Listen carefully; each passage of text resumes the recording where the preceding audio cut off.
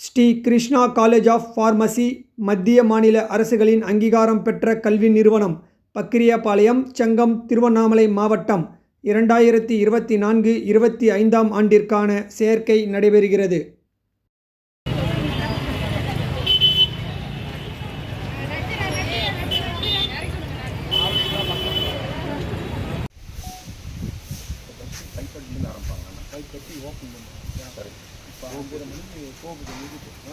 அங்கே போய் சப்பனம் உட்கார வச்சு 5 மணிக்கு 6 மணிக்கு அபிஷேகம்.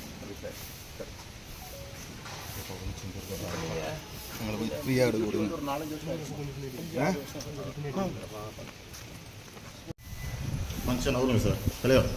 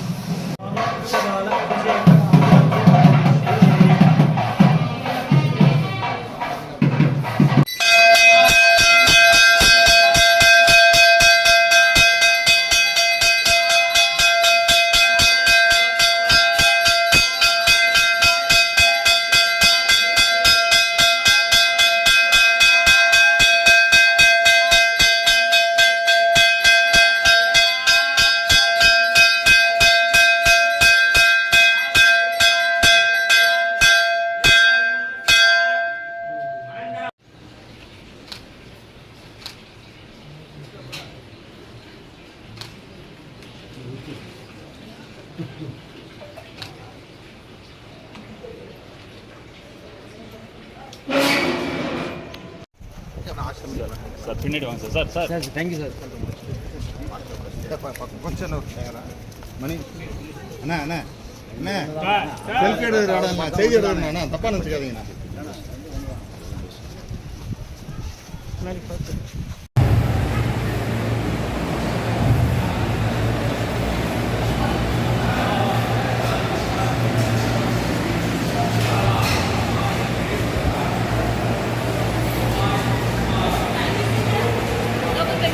கொஞ்சம் வேணும்ண்ணா. அம்மா சொல்பாடு வா வெளியே. அந்த நடுவில் இருக்கிற ஆள் வெளியே வா.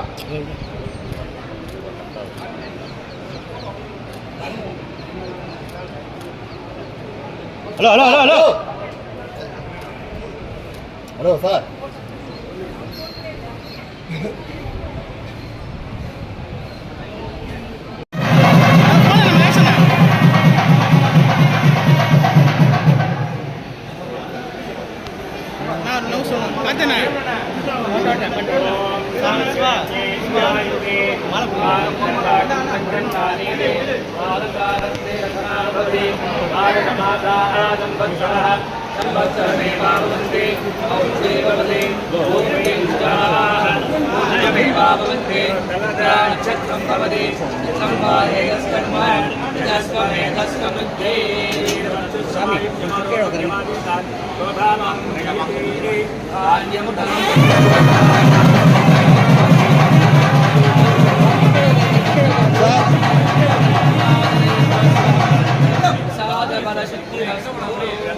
அன்பு சகோதர சகோதரிகளே, நம்முடைய பாரத பிரதமர் அவர்கள் குமரி முனையில் ஒரு கடும் தவத்தில் இருக்கிறாங்க என்று மாலையோடு நிறைவு செய்துவிட்டு டெல்லிக்கு செல்ல இருக்கின்றார்கள். அதே நேரத்தில் நம்முடைய நாட்டினுடைய கடைசி கட்ட இந்த ஆண்டுக்கான 2024 பாராளுமன்ற தேர்தலுக்கான வாக்குப்பதிவு 7வது ஃபேஸ் என்று நடக்க ஆரம்பித்திருக்கிறது. கிட்டத்தட்ட 57 இடத்துல மக்கள் தங்களுடைய வாக்கை செலுத்தப் போகின்றார்கள் என்று சாயந்தரம் 6 மணியோடு 543 இடத்திற்கும் கூட மக்கள் தங்களுடைய பிரதிநிதிகளை தேர்வு செய்திருப்பார்கள். இந்த நேரத்தில் நம்முடைய பாரதிய ஜனதா கட்சி சார்பாக நம்முடைய மாவட்ட தலைவர் பாலசுப்ரமணியம் அவர்கள், நம்முடைய இந்த பகுதியினுடைய வெற்றி வேட்பாளர் அஸ்வத்தாமன் அவர்கள் அனைவரும் இங்கே இணைந்து காலையில் நேரமாக நம்முடைய சிவபெருமான் அவர்களிடம் அபிஷேகம் செய்து தமிழக மக்கள் நன்றாக இருக்க வேண்டும், அதே நேரத்தில் பாரத பிரதமர் நரேந்திர மோடி அவர்கள் 3வது முறையாக ஆட்சி கட்டளை அமர வேண்டும் என்கின்ற ஒரு வேண்டுதலை வைத்திருக்கின்றோம். நிச்சயமாக சிவபெருமான் இதை நிறைவேற்றி கொடுப்பார் என்கின்ற முழு நம்பிக்கை எங்களுக்கு இருக்குது. அதே நேரத்தில் பத்திரிகை நண்பர்கள் வந்திருக்கிறீங்க, ரொம்ப நேரமே 7 மணிக்கெலாம் வந்திருக்கிறீங்க. கேள்வி இருந்தால் கேளுங்கன்னே பதில் சொல்கிறேன். ஏடிஎஸ்பி ஓய்வு நாளில் அதிகாலையில் வந்து காலையில் வந்து அவர் வந்து சஸ்பெண்ட் செஞ்சுட்டு ஈவினிங் வந்து திரும்ப ரத்து பண்ணிடுங்களா? எங்கீங்கண்ணா? எங்க ரிவர்க் பண்ணி அவர் வந்து ஏதோ ஒரு பழைய கேஸ் இருக்கு, அந்த வெள்ளத்துறை இல்லைங்க, ஆமாம், நேற்று சஸ்பெண்ட் பண்ணாங்க. அப்புறம் திரும்ப வந்து கோர்ட் வந்து ஒரு 5 lakhs மட்டும் அவரோட இது பிடிச்சிக்கிட்டு திரும்ப வந்து இது பண்ணிடலாம். நம்முடைய மாவட்ட தலைவர் அவர்கள் சொல்வது போல நேற்று காலையில சஸ்பெண்ட் செய்துவிட்டு நேற்று சாயந்தரம், அதாவது அவருடைய கடைசி நாளாக இருக்கும் பொழுது அதை ரிவோக் பண்ணியிருக்கிறாங்க. ஏன்னா கோர்ட்டினுடைய உத்தரவு உள்ள வந்திருக்கு. நான் எப்பொழுதுமே ஒரு காவல்துறையில் அரசு அதிகாரியாக இருக்கும் பொழுது அதை கடைசி நாளில் சஸ்பெண்ட் செய்வது என்பது அது எப்பொழுதுமே ஒரு அரசியல் காழ்ப்புணர்ச்சி மட்டும்தாங்க நான் காட்டும். சஸ்பெண்ட் பண்ணுறேன், எப்போ வேணாலும் பண்ணலாம், எப்போ வேணாலும் ஆக்ஷன் எடுக்கலாம். அதே நேரத்தில் கோர்ட்டு தலையிட்டு இருக்குது.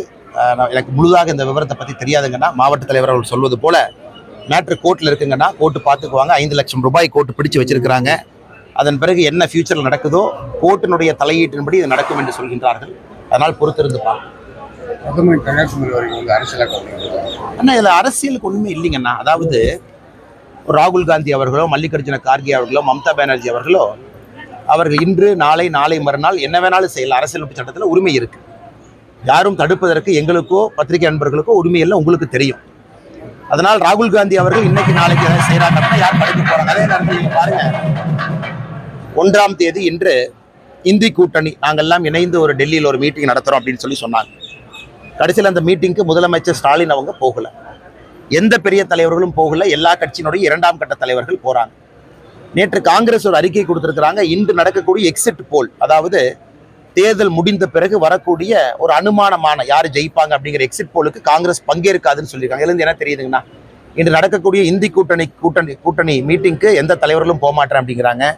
அதே நேரத்தில் எக்ஸிட் போலுக்கு காங்கிரஸ் கட்சி தன்னுடைய செய்தி தொடர்பாளர்கள் அனுப்ப மாட்டோம் என்று சொல்லியிருக்கிறார்கள். என்ன தெரியுதுங்கன்னா, the writing is on the wall என்று சொல்வார்கள். அதாவது இந்த 7வது கட்ட வாக்குப்பதிவு இது நடக்க மக்களுக்கு தெரியும் 543 கூட எந்த பக்கம் செல்லும் என்று. அதற்கு முன்பாகவே காங்கிரஸ் கிட்டத்தட்ட தன்னுடைய தோல்வியை ஒப்புக்கொள்வது போல இன்னைக்கு இந்தி கூட்டணி மீட்டிங்க்கு ஏன் ஸ்டாலின் அவங்க போறேன்னு சொன்னாங்க, நேற்று ஏன் போலின்னு சொன்னாங்கன்னா, ஏன்னா அவர்களுக்கும் தெரியும் தேர்தல் நடக்கும் வரை தான் அவங்களுடைய டிராமா. நாங்கள் ஜெயிச்சிருவோம், நாங்கள் துணை பிரதமராக வருவோம், எங்களுக்கு கேபினெட் மந்திரி. தேர்தல் நடந்து முடியும் பொழுது எல்லோருக்கும் தெரியும் பிரதமர் அவர்கள் 3வது முறையாக நிச்சயமாக வரப்போறாங்கன்னு தெரியும். அந்த நேரத்தில் எதை அரசியல் செய்வது என்று தெரியாமல் பிரதமர் அவர்கள் தனிப்பட்ட நிகழ்வாக கன்னியாகுமரிக்கு வந்திருக்காங்க. ஒரு பாரதிய ஜனதா கட்சியினுடைய ஒரு தொண்டன் கூட இங்கே செல்லவில்லை வரவேற்பதற்கு. அதே நேரத்தில் அந்த மாவட்டத்தினுடைய ஆட்சியர் சொல்லியிருக்கிறாங்க, அந்த விவேகானந்தர் பாறை என்பது விவேகானந்தா கேந்திரா, அதனுடைய சொத்து. It's a private property. அதை மக்கள் நாம் எல்லோருமே பயன்படுத்திக் கொள்கின்றோம். அதற்கு அரசினுடைய அனுமதி, எலெக்ஷன் கமிஷனுடைய அனுமதி எங்கேயும் தேவையில்லை. அதுவும் நேற்று பார்த்தீங்க, பிரதமர் ஒரு பக்கம் அமைதியாக தியானம் பண்ணிட்டு இருக்காங்க, இன்னொரு பக்கம் மக்கள் விவேகானந்தர் பாறைக்கு போறாங்க, யாரும் தடுக்க கூட இல்லை. அதையெல்லாம் கருத்தில் கொண்டுதான் பிரதமருடைய செக்யூரிட்டி டீம் என்ன இருக்கிறாங்களோ, மக்களுக்கு எந்த இடைஞ்சலும் கொடுக்காம போட்டும் போகுது, மக்களும் போறாங்க. அதனால் எதிர்க்கட்சி நண்பர்கள் விஷமத்தனமாக எதையெல்லாம் அரசியல் செய்வதென்று தெரியாமல் செய்து கொண்டிருக்கின்றார்கள். பத்திரிகை நண்பர்கள் நன்றினா, நீங்கள் நல்லா இருக்கணும். வணக்கம்.